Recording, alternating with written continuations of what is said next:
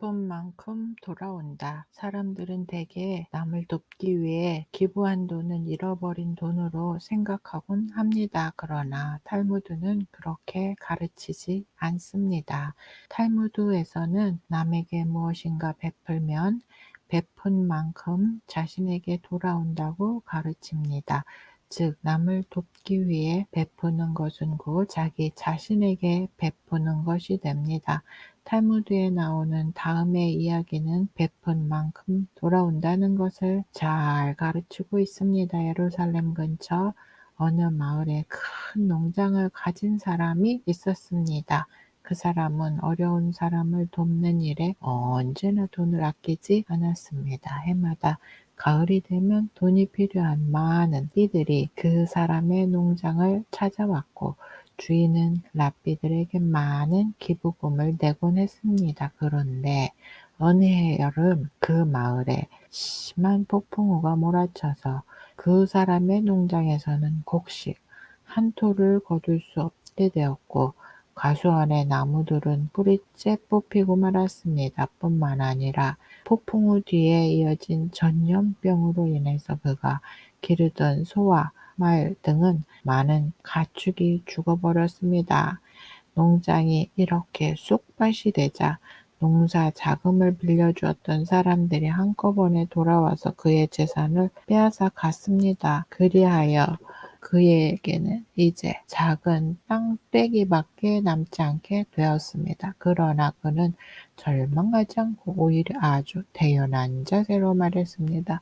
하느님께서 내게 주셨던 재산을 다시 거두어 가셨으니 어쩔 수 없는 일이지. 가을이 되자 그 해에도 전처럼 많은 랍비들이 그의 집을 찾아왔습니다. 랍비들은 그의 가족이 너무나 초라하게 살고 있는 것을 보고 깜짝 놀랐습니다. 아니, 이게 어찌 된 일입니까? 랍비들은 그동안에 있었던 사정 이야기를 듣고는 모두 안타까워하면서 동정했습니다. 그리고 그 사람에게서 더 이상 돈을 받을 수 없게 되었다고 생각했습니다. 그런데 그 집의 안주인이 남편에게 말했습니다. 여보, 우리는 해마다 랍비님들에게 많은 돈을 들여서 가난한 사람을 돕고 학교도 지었잖아요. 비록 지금 형편이 좋지 않지만 그렇다고 랍비님들을 빈손으로 돌아가게 할 수는 없어요. 모두들 기대하고 오셨을 텐데 아무것도 드리지 못한다면 너무나 죄송한 일이니까요. 남편 역시 그렇게 생각했으므로 그들은 마지막으로 남아있는 작은 땅의 절반을 팔아서 그 돈을 기부하기로 했습니다. 뜻밖의 헌금을 받은 삐들은 기쁘기도 하고 미안하기도 해서 어쩔 줄을 몰랐습니다. 나머지 땅에서 우리 더 열심히 일합시다. 그들 부부는 이렇게 서로를 위로했습니다. 그런데 며칠 후에 더 큰 일이 벌어졌습니다.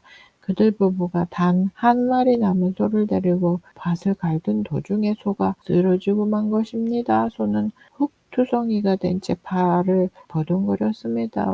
이럴 수가. 쭈쭈쭈. 두 부부는 있는 힘을 다해 쓰러진 소를 끌어냈습니다. 그런데 이게 웬일입니까? 소가 누워있던 자리에 커다란 보석 상자가 묻혀 있는 게 아니겠습니까?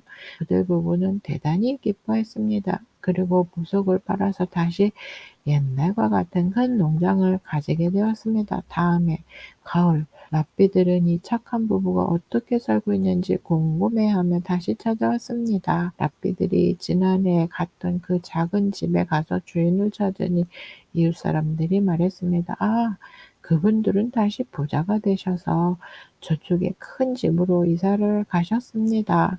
랍비들은 어리동절하여 그 큰 집으로 가보았습니다.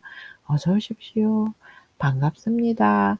다시 부자가 된 농장 주인은 여전히 랍비들을 반갑게 맞아주었습니다. 그리고 그동안 일어났던 일을 차근차근 이야기했습니다. 남에게 베풀면 그만큼 돌아온다는 탈무드의 가르침은 역시 틀림이 없습니다. 그려 랍비들은 이렇게 말하며 함께 즐거워했습니다. 남에게 베푸는 것은 자신에게 돌아온다는 가르침을 따르는 착한 부부의 이야기.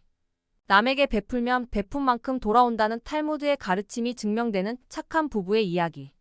남에게 베푸는 것은 결국 자신에게도 돌아온다는 교훈을 담은 이야기.